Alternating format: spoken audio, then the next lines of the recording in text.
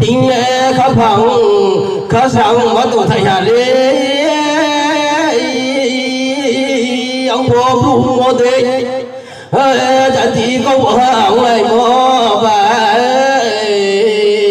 bông sô bù có bộ ông này mô vậy ta khui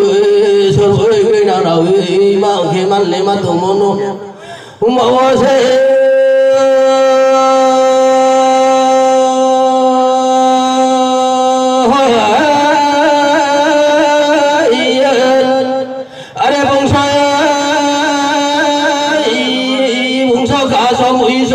số mới đang nhậu đâu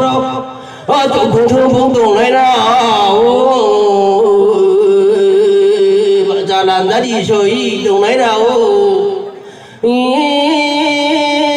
bọn tí số mới trẻ phải thơ bọn trẻ yêu xảy ra bắt đầu nông thơ sợ mỗi ta cứ đi nào nào mình thành cả đồ mọi người sẽ trùng phơi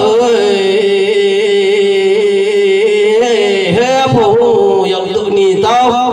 mà đi lấy bay mi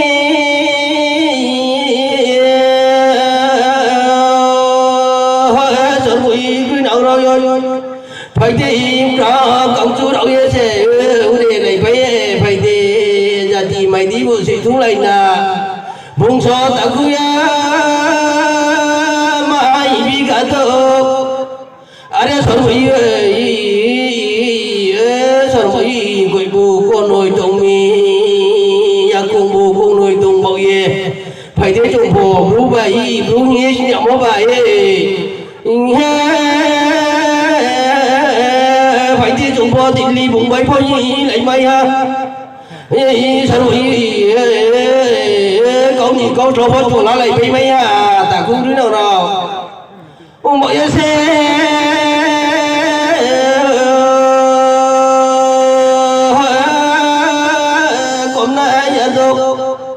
bao tin mà chỉ có thể con thể năng thơ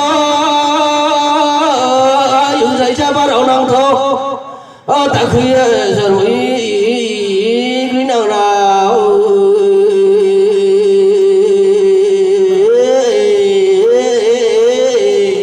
ở đây mà mẹ ta cứ sợ rồi suy nó khác sao hả